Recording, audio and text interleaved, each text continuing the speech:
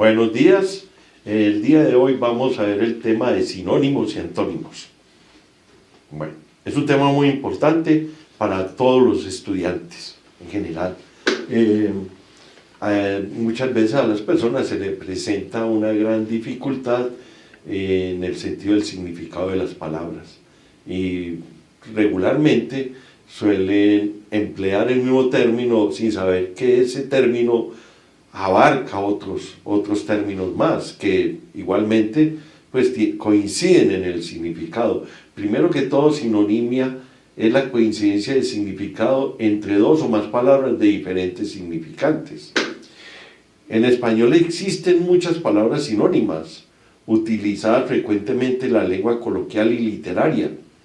Tenemos el caso de borrachera, que significa lo mismo que melopea, curda, embriaguez, mona, merluza, cogosa, tablón, moña, tranca, tajada, chispa, palabras que pueden aparecer en un mismo texto, estableciendo las mismas relaciones paradigmáticas y sintagmáticas y ser conmutables, pero que nunca, oiga bien, semánticamente hablando, son sinónimos totales, sino parciales. Quiere decir que muchas de estas palabras no podemos decir que sean sinónimos totalmente, sino que lo son parcialmente, porque es muy difícil que coincidan todos sus semas y no existan diferencias notables entre ellos. Incluso cuando aparentemente son sinónimos casi totales, el uso de uno suele ser más frecuente en el lenguaje oral o escrito, coloquial o culto, ¿sí? Tenemos el caso de perro, can y chanda, que son sinónimos. Perro puede aparecer en todo tipo de lenguaje. Can es un término casi exclusivo del lenguaje escrito. Chanda se emplea con mayor frecuencia en un lenguaje familiar o despectivo. Un término puede tener un significado más amplio que otro, ser más emotivo, más profesional, más local, jergal.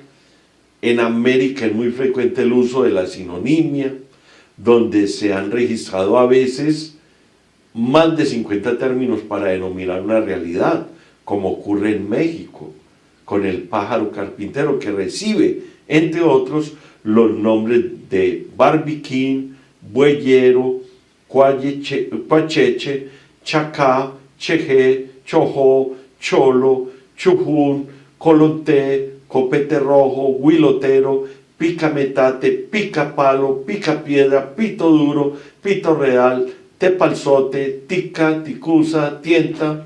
¿Sí? Ahí pueden ver ustedes la cantidad de nombres que recibe el pájaro carpintero en México. El número de sinónimos que posee una realidad o concepto está en relación con el interés que estos despierten en la comunidad lingüística.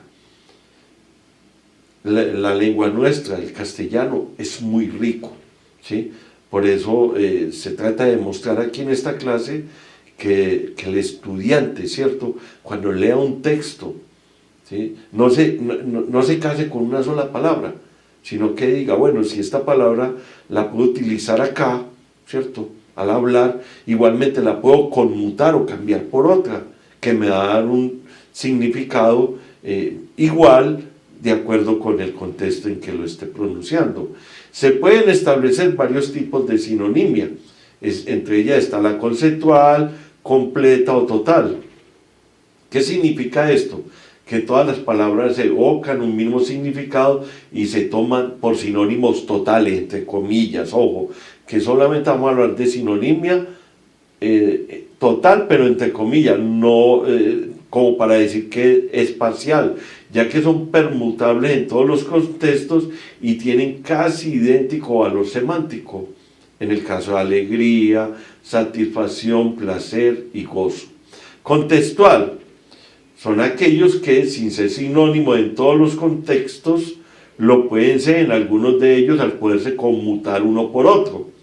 Voy, bueno, yo puedo ir a pie, yo puedo volar, claro, pues físicamente no, pero me voy volando de acá, me voy disparado, navego, ¿cierto?, en barco, hacia Canarias.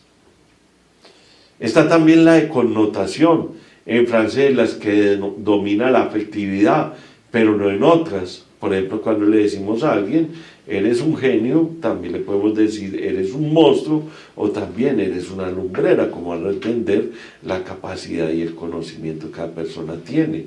Bueno, y la referencial, que son las palabras que se asocian con el mismo referente en un momento determinado, aunque realmente no sean asociadas como sinónimos más que en esos casos concretos. El Fénix de los Ingenios sería sinónimo de Lope de Vega, y Lope de Vega era un escritor al cual se le denominaba así, el Fénix de los Ingenios, como si hablamos de Medellín, decimos que es la ciudad de la eterna primavera. Si hablamos de Barranquilla, cuando se dice que es la puerta grande de Colombia, ¿sí? Cuando se dice Nueva York, capital del mundo, o Cali, la sucursal del cielo. La aparición de unos términos sinónimos u otros en la lengua puede deberse a preferencias personales o locales, el tipo de texto del que se trate, prosa o verso, género literario, al contexto y a la situación en la que se incluya. Ahora vamos a hablar de la antonimia. Claro, hay palabras que tienen coincidencia en el significado, pero hay otras que verdaderamente se oponen en el significado. Por eso se utiliza el término antonimia. Anto es que choca, ónimo el nombre. Sin es al mismo y ónimo el nombre. Por eso cuando hablamos de sinonimia es coincidencia de significados, y antonimia, repito, es oposición de significados. Capacidad que tienen algunas palabras. Todas, claro, cuando decimos que hay muchas palabras, todas esas palabras están clasificadas como sustantivos, adjetivos o verbos, que poseen rasgos cualitativos o cuantitativos, para oponerse a otras por su significado. También el apropiado conjunto de propiedades que permite definir una cosa como contraria a otra al compararlas. Grande, pequeño, ¿cierto? Gordo, delgado, bello, feo, ¿sí? Ahí es donde está más ilustrado el ejemplo de la antonimia. Los antónimos deben tener la misma categoría gramatical. Alto, pequeño. Cuando yo digo alto es un adjetivo, cuando digo pequeño es otro adjetivo. Es decir, que si busca el antónimo de un verbo, este debe ser otro verbo. Llorar, reír. Y así dependiendo de la categoría gramatical que se requiera. Existen tres tipos de antonimia. Miren que vimos los otros tipos de sinonimia, y los tres tipos de antonimia están denominados así: contrarios, o también llamados antónimos de grado. Caliente se opone a frío por ser contrarios, pero la afirmación de uno de ellos no supone la negación del otro. Entre ambos términos, digamos frío, caliente, pueden establecerse por sus cualidades otros estados intermedios, claro, otro estado intermedio, templado, tibio o cálido, ¿cierto? E incluso los dos términos admiten gradación relativa: poco, algo, bastante, muy, caliente o frío. Complementarios o contradictorios, ese es otro tipo de antonimia. Son aquellos cuyas propiedades no pueden ocurrir simultáneamente. El significado de uno elimina el del otro. Por ejemplo, vivo o muerto. Si negamos uno de ellos, estamos al mismo tiempo afirmando el otro. En este caso, si decimos que alguien no está vivo, damos por hecho que dicha persona está muerta. Inversos. El significado del antónimo implica el de la palabra a la que se refiere. Se basa en diferentes perspectivas. Por ejemplo, madre-hijo es inverso, o padre-hijo, ¿sí? O hija. A es hijo de B, automáticamente sabemos que B es madre de A. Bien, aquí vamos a hacer unos ejercicios. Y los vamos a ir resolviendo a medida que vaya avanzando la exposición, como para que vaya a quedar claro. Sí, haríamos unos ejercicios en los cuales en estos espacios en blanco estaríamos ubicando precisamente los antónimos. En este caso tendríamos que subrayar los sinónimos de las palabras que aparecen ahí y encerrar el antónimo en un círculo, ¿sí? Entonces, aquí tenemos la palabra vulgar. Vulgar se le dice a una persona que es rústica, ¿sí? Que es ramplón, ¿sí? Que es chabacán, que es prosaico. Miren las palabras que hemos empleado para vulgar, hasta llegar a ordinario. Sí, es un tipo ordinario, ¿sí? También puede ser bajo, ¿cierto? Dependiendo pues del contexto. Ahora decíamos que los sinónimos no son totales, ¿sí? Bueno, entonces ahora vamos a mirar cuál sería el antónimo de vulgar, ¿cierto? Entonces cuando yo digo, ese tipo es muy ordinario, ese tipo es muy chabacán, es muy ramplón, entonces tendríamos que ir en la búsqueda de algo que se oponga a vulgar. Y lo único que uno espera de una persona que no sea vulgar es que al menos sea elegante, ¿cierto? Que sea, digamos, distinguido, ¿sí? Que también puede ser culto, ¿sí? Y también puede ser sutil. Entonces ahí tenemos el antónimo, que es sutil. Y los otros distractores que tenemos ahí, digamos ducho, tenemos que saber el significado de las otras palabras. Porque si hay un problema que está presentando actualmente en el ámbito estudiantil, o académico también, es la pobreza en vocabulario.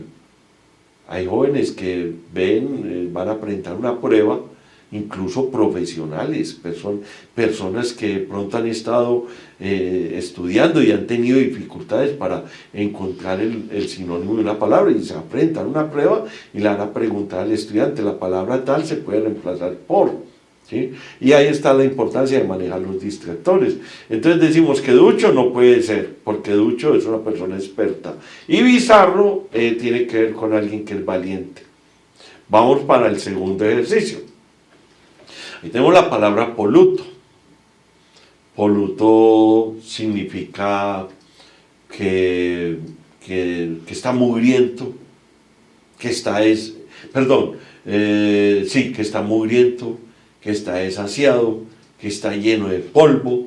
Entonces ya lo tenemos manchado, ¿sí? Y el opuesto, el que se opone, es limpio. Incólume significa que la persona salió sin lesión alguna del accidente, no le pasó nada. Solvente, es una persona que está bien económicamente, gana buen dinero. Vamos para la palabra postrimería. Postrimería es algo que está al final, ¿cierto? Que sucede en el último momento. En las postrimerías del partido, el delantero anotó el gol, ¿cierto? Entonces ahí podemos decir que el sinónimo es agonía. Sí, en la agonía, en los últimos minutos, al finalizar el partido. Entonces lo que se opone, digamos, a postrimería es principio. Principio. Y la palabra principio la podemos tener también para otros contextos. Si yo dijera, él tiene como principio, ¿cierto? Ahí sí ya esa palabra ya la tengo que utilizar para otro contexto. Miren que no es la sinonimia, no es total, ¿sí? Es parcial. Y la palabra, entonces ya tenemos resuelta esa parte. Y salamería, pues yo si le digo a alguien que es un salamero, es porque es una persona que te llena lo llena a uno de muchas cosas, ¿cierto? Se mantiene hablando maravillas de uno, ¿cierto? Pero al final está pretendiendo algo que no es bueno ahí con uno. Indulgencia es cuando una persona tiene capacidad de perdonar. Tenemos la palabra prestancia, ¿sí? Es una persona prestante, ¿sí? Entonces, ¿dónde la voy a utilizar? Yo digo, él es una persona prestante. Y a la vez puedo decir que es distinguida. Entonces ahí tenemos el sinónimo, distinción. ¿Sí? Es elegante, claro, es elegante, es muy estirado, pues, en el ambiente, pues, nuestro, muy estirado. Es de la highlight, de las clases altas, o de estrato 8, como dicen algunos. Distinción. Y el antónimo es vulgaridad. ¿sí? Observen que en el primer ejercicio teníamos vulgar, ¿sí? Y luego teníamos como sinónimo ordinario y luego teníamos como antónimo sutil. La palabra alevosía significa tratar, pues, hacer algo con alevosidad, es decir, hacer algo a alguien pues por la espalda, a traición, ¿sí? Obró de manera alevosa, ¿sí? Y generosidad, pues todos sabemos qué significa ser generoso, ser amable, cordial, ¿cierto? Probidad, que es algo que hoy en día pues puede que la haya o si la hay gente proba, hay gente en la cual uno puede confiar, ¿sí? Entonces miren cómo estamos ya encontrando el sinónimo de esa palabra. Vemos las opciones ahí, tenemos posibilidad, bueno, yo tengo una posibilidad en la vida, voy a lograr esto y esto, bueno. Fraudulencia, bueno, eso viene de fraude. Fraude, eso pues eso no tiene que ver con la probidad, ¿sí? Tenemos ingenuidad, y ser ingenuo es caer fácilmente en una trampa, ¿sí? Entonces, honradez, claro, ahí está el sinónimo de probidad, honradez, y el antónimo, fraudulencia. Hay personas que obran de esa manera, fraudulentamente. Miren que la palabra probidad también se puede emplear hacia alguien que dice, es una persona intachable, sin tacha alguna, sin mancha alguna, es limpio, es honesto, es honrado, ¿sí? Bueno, vamos para la palabra proemio. Muchos textos al inicio, ¿cierto?, tienen algo, tienen un prefacio, ¿sí? Ahí tenemos un prefacio, algo al inicio, una introducción, ¿sí? Un prólogo, ¿sí? Y muchos textos tienen en la parte final algo que es conocido como epílogo. Por eso no podría utilizar la palabra estandarte ni la palabra bebedor. Esa está descartada completamente. Profusión. Cuando algo se riega por todas partes, ¿sí? Que no hay forma de controlarlo.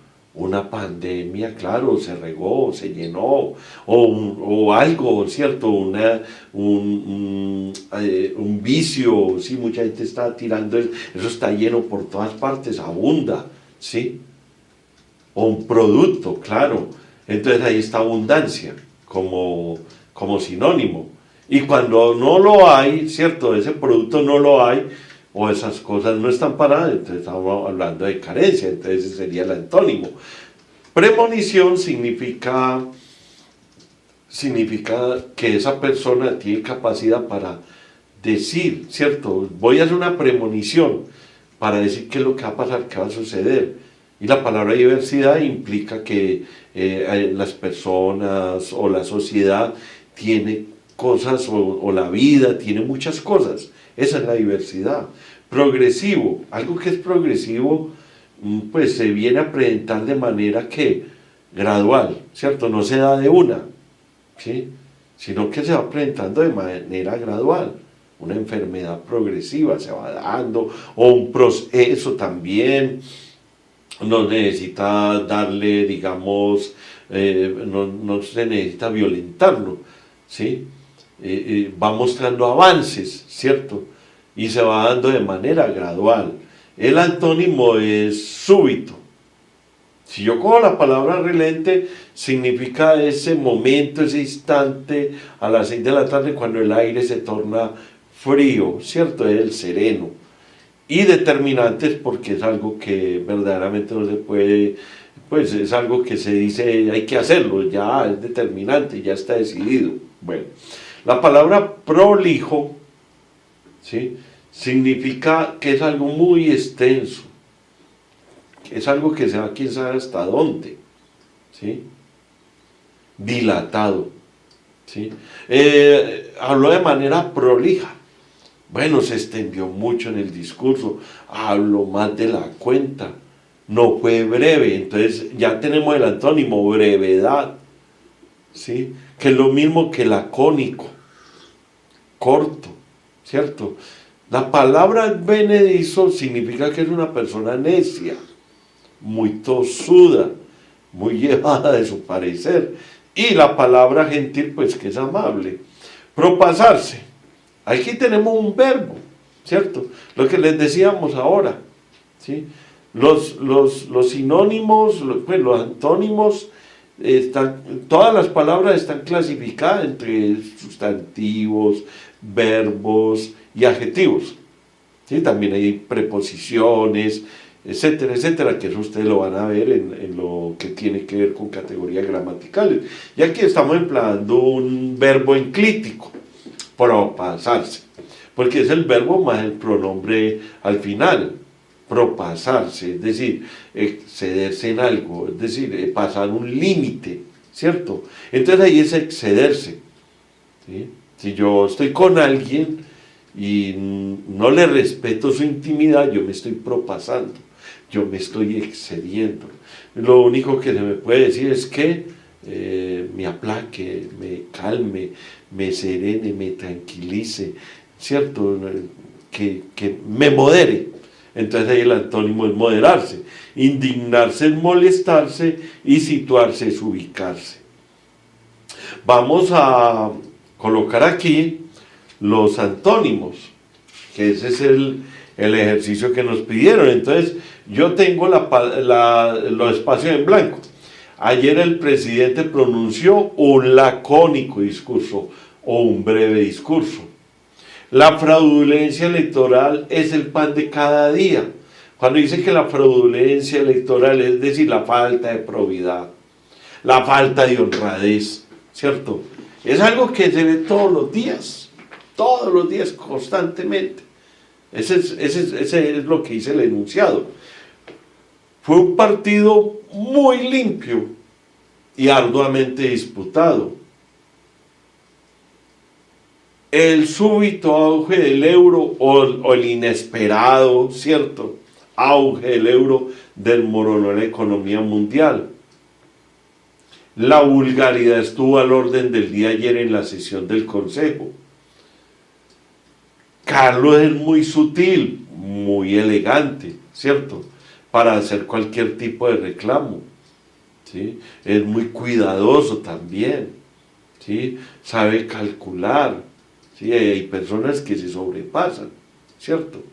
Bueno, en un principio el encuentro parecía tedioso, pero luego entró en calor. El epílogo del libro es completamente inesperado. La carencia de planteles educativos es una preocupación para el gobierno y el doctor le dijo que debía moderarse a la hora de comer grasas. Vamos a hacer otro ejercicio. Ya después de eso vamos a pasar a hacer una lectura con detenimiento y vamos a resolver unas palabras que aparecen ahí. Aquí tenemos la palabra puntual. Puntual, yo siempre le pido a alguien que sea puntual, claro, exacto, preciso, ¿cierto? Entonces ya tenemos el antónimo, impreciso. Ritual es como algo, pues digamos, es como una entrega a algo, ¿cierto? Es algo que yo siempre acostumbro a hacer, yo lo tengo como un ritual, ¿sí? Algo que me permite asumir un reto de la vida. Eventual es que es ocasionalmente. Quebrantar. Por ejemplo, si yo digo, ese señor quebrantó la ley, robó, ¿cierto? Tomó unos dineros. Entonces, a la vez esto puedo decir que transgredió la ley, la transgredió. Entonces, ahí quebrantar, el sinónimo es transgredir. Y lo que se espera de alguien, de un ciudadano, es que cumpla con la ley. Derrotar, pues todos sabemos el significado de derrotar. Atemorizar y derrotar es vencer, ¿cierto?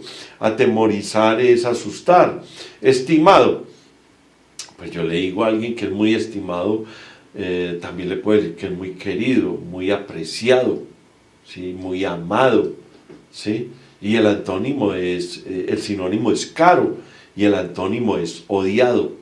Franco es sincero, bueno, igualado es que se mide igual a otros, En la 14 tenemos la palabra raído, y raído es algo que está, digamos, arrugado, envejecido, marchito, ¿cierto? Acabado. Entonces ya lo tenemos, ¿cierto? Lleno de arrugas, envejecido. Entonces ahí es ajado. Ajado es algo que le han pasado los años, el uso y el abuso, ¿cierto? Entonces el antónimo que vamos a encontrar con raído va a ser nuevo. Foráneo es extranjero, hundido es del verbo hundir, ¿sí? La palabra raigambre, significa que es algo que está dentro de nosotros, ¿cierto? ¿Sí? Algo que nos permite mantenernos firmes, ¿sí? Entonces ya leímos, ¿no es cierto? Estabilidad. Y el antónimo, pues obviamente ahí lo vemos, inestabilidad. Hartazgo es cuando nosotros pues ya no aguantamos más. Esto se volvió, mejor dicho, imposible, ¿cierto? Hartazgo. Voracidad es propio de aquellas personas que quieren llenarse los bolsillos, y pues son personas que no se alcanzan, no alcanzan verdaderamente a llenarse, entonces se mantienen comiendo, o también quieren tenerlo todo, eso es ser voraz. Ramplonería pues es lo mismo que vulgaridad, que chabacanería. Entonces ahí tenemos el sinónimo que es safiedad. Safiedad es lo mismo que vulgar. Ramplón, prosaico. Distinción es el antónimo. Elegancia, sutileza. Bisutería, esa palabra tiene que ver con ventas de productos pequeños, botones, ojales, agujas, cosas así por el estilo. Y la gula es un vicio, es uno de los pecados capitales, es excederse en la forma de comer y de beber. Y la palabra abarrotar es llenar, ¿sí? De llenar algo, de cosas, ¿cierto? Y significa atestar, ¿sí? Ahí ya tendríamos como antónimo, cuando decimos que es abarrotar, es llenar, ocupar.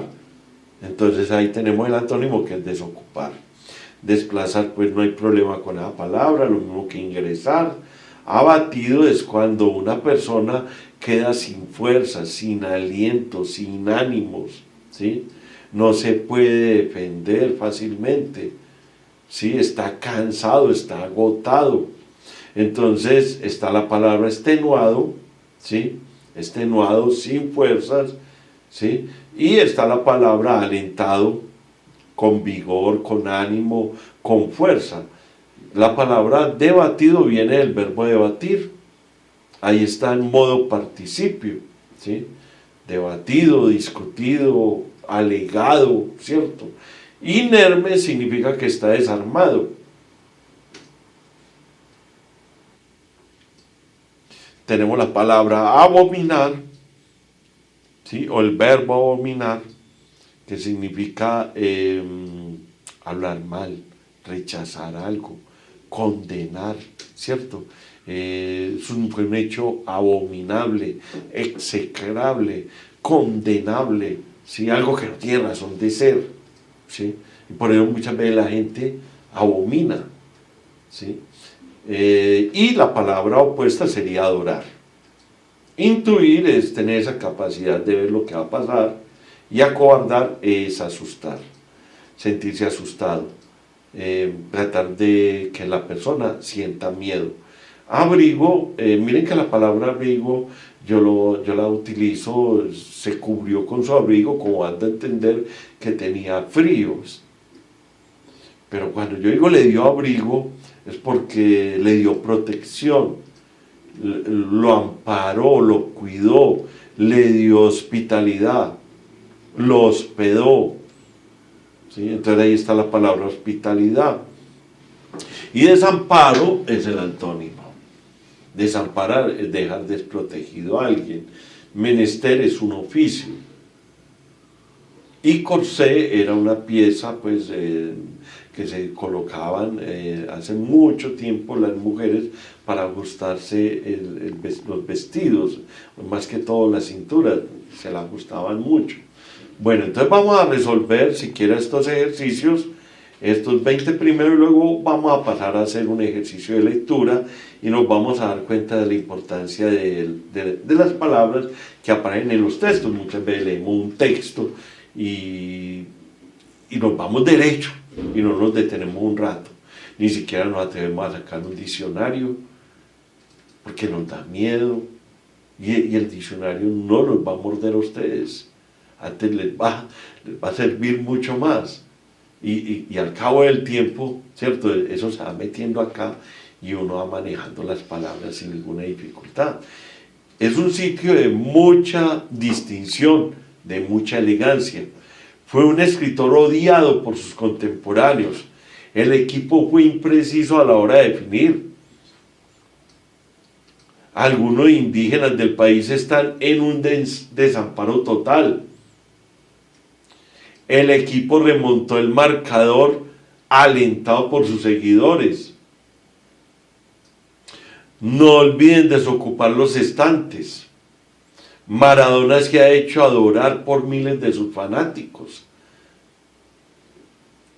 Ese es un nuevo estilo de arte en la ciudad.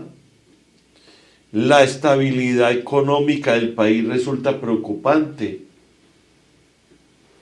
Y la inestabilidad. La inestabilidad, yo creo que, es la inestabilidad económica. Y las autoridades están para hacer cumplir la ley. Bien, entonces aquí vamos a hacer un ejercicio de lectura de un texto de William Ospina y vamos a mirar las palabras que están en negrita.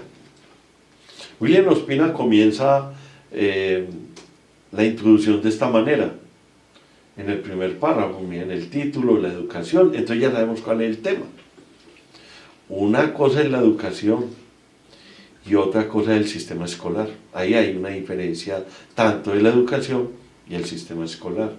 Por momentos coinciden, ¿sí? Esa palabra está subrayada ahí, está en negrita. Coinciden. Significa que tienen algo en común, por momentos tienen algo en común, pero la educación comienza mucho antes de la llegada de los niños a las aulas. Por eso tiene tanto sentido la frase de Bernard Shaw. Dos puntos, comillas, mi educación se vio interrumpida con mi ingreso a la escuela. Ahí es donde lo que dice en el primer párrafo corrobora completamente lo que le está afirmando, ¿sí? Entonces, en el segundo párrafo, porque aquí lo importante es mirar el texto, ¿cierto? Y las palabras que va a utilizar William Ospina para darle sentido a todo esto. La primera forma de enseñanza es el ejemplo, y lo más importante es la coherencia entre lo que se dice y lo que se hace.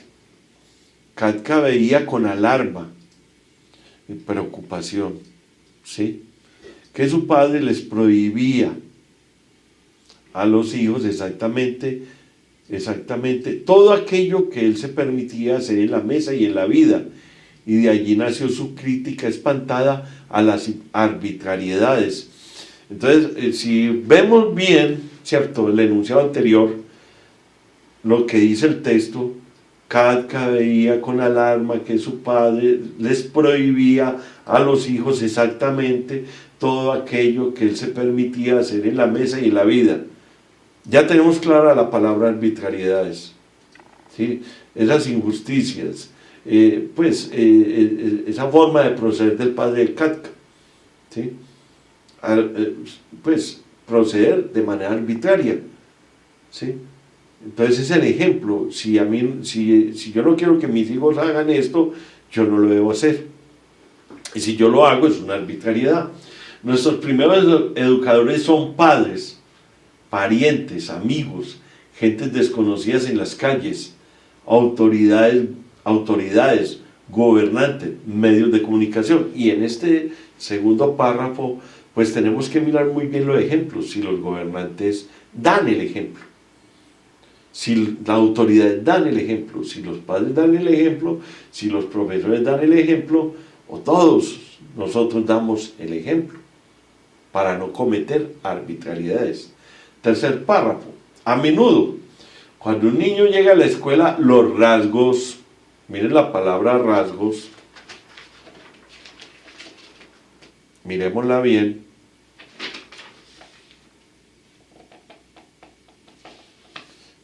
la palabra rasgos tiene que ver con características, ¿sí? Con los aspectos, ¿sí? ¿Sí? Los aspectos en este caso, ¿sí? Fundamentales de su educación y acaso de su existencia ya están trazados. Cuando decimos trazados es que están definidos. Y así como existen influencias, también existen vocaciones. Vocaciones es decir, tendencias, aquello que en la fisiología y la sensibilidad nos predispone a determinados temas y disciplinas. Ahí está aclarando prácticamente la palabra vocaciones.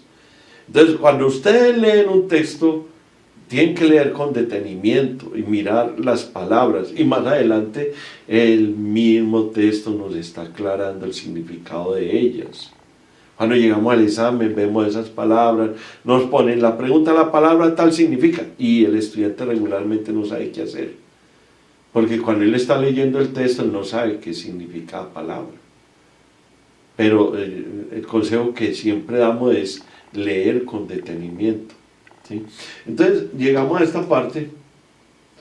Por eso es tan importante que desde la primera etapa de la vida se nos escuche y no solo se nos enseñe. Ver a un niño como un cántaro vacío, que hay que llenarlo, ¿listo? Hay que llenarlo de agua, de cosas, ¿sí? Que hay que llenar de cosas, de información, de deberes y rigores, normas, ¿cierto? Rigores que vendrían a ser más bien normas, ¿sí? Que hay que hacer esto, que hay que hacer lo otro, ¿cierto? Entonces, estaríamos prácticamente solamente haciendo un papel, llenarlos y llenarlos de cosas, ¿sí? De destinos, claro, de cosas que tienen que hacer. Es olvidar que en cada instrumento existe ya la pauta de un sonido, que hay maderos que contienen canoas y maderos que contienen guitarras.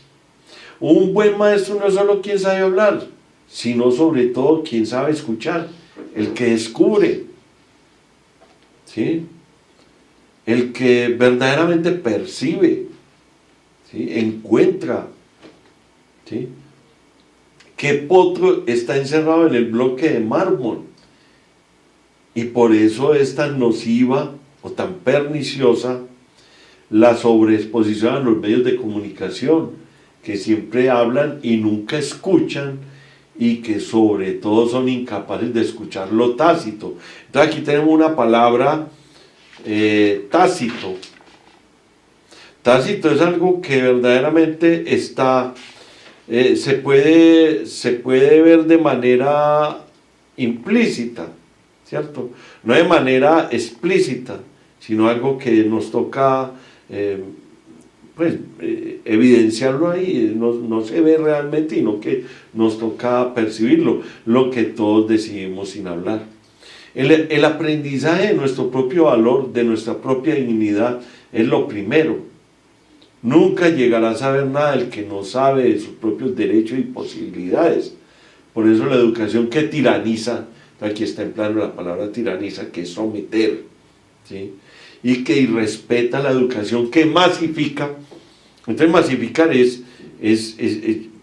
llenar, es creer que todo el mundo, digamos, es para todo el mundo. En este caso, masificar es difundirlo para todas partes y que verdaderamente la gente se sienta manipulada o alienada.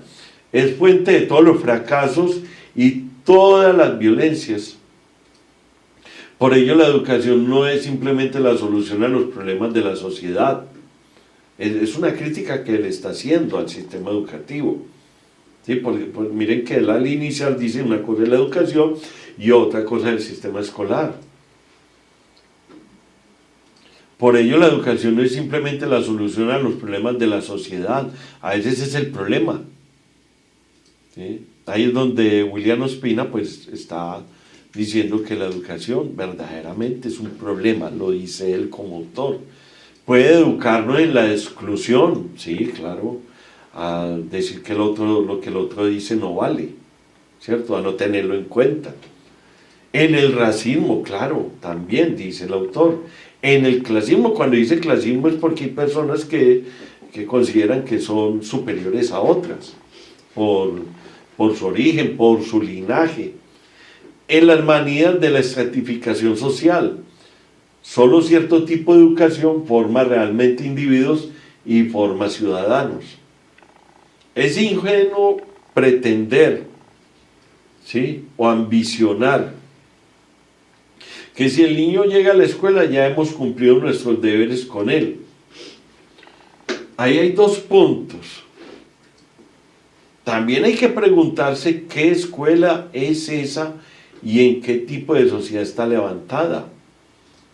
Acabo de leer el informe que una revista trae esta semana sobre niños muertos de miedo de tener que ir a la escuela.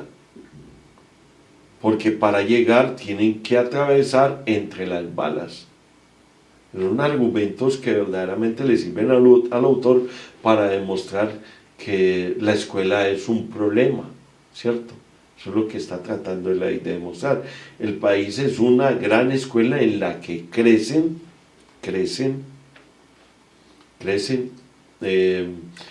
Entonces miremos que la palabra crecen, yo la digo, ve, él está creciendo, ¿cierto? Pero también aquí está dando a entender que proliferan, abundan las escuelas pequeñas. Y si todo es un campo de guerra donde la única oferta, ¿sí?, de empleo para los muchachos es la violencia pagada por todos los ejércitos, de poco sirve que en la escuela se alternen, o se entremezclen los discursos de Platón y de Cristo. Lo primero que tenemos que aprender es a no hacer trampa, a respetar a los otros, a respetarnos a nosotros mismos, a tener un sentido de comunidad, a apreciar el valor del trabajo, sentirnos pertenecer a una memoria, a un territorio, a un sistema de valores. Está nuestra sociedad y nuestra escuela formándonos en esos principios. Y ahí es donde sigue la crítica de William Ospina, no contra la escuela, sino contra el modelo educativo, ¿cierto? Ahí es donde está el asunto. Que la gente haya tenido una costosa educación no significa que sea bien educada. Parte de la violencia que padecemos no es fruto de seres iletrados. Cuando dice seres iletrados, no quiere decir que la violencia que vivimos sea, pues, que sean las personas analfabetas. Iletrado es que no lee, no escribe, no sabe nada de eso, no sabe ni sumar, ni restar, ni multiplicar. ¿Sí? No se puede decir que la mayoría de la gente que no tiene, pues la gente que no tiene educación es gente violenta o son ladrones, no. Ahí está prácticamente demostrando eso. Basta ver los foros de los periódicos para entender que hay gente que escribe con odio. ¿Sí? Entonces, miren que ahí hay un argumento. Y con violencia, hay gente que escribe y dicen cosas, dicen palabras incluso soeces. Uno de los mayores males de nuestra sociedad es la corrupción, ¿sí?, que ojalá pues no existiera, no estuviera tan regada, ojalá hubiera integridad, que sería el antónimo de corrupción. Suele ser obra de gentes que lo han tenido todo, incluidos títulos universitarios. He dicho que primero aprendamos por el ejemplo. En segundo lugar, creo que aprendemos por el diálogo. esto no solo nos inicia en el conocimiento de que existe una verdad, sino sino en la conciencia de que podemos interrogarla, matizarla, atrever opiniones. El diálogo estimula, y esa palabra estimula la podríamos cambiar como fomenta o activa. Activa la curiosidad y el deseo de saber. Y allí podemos percibir, entrever, ¿sí?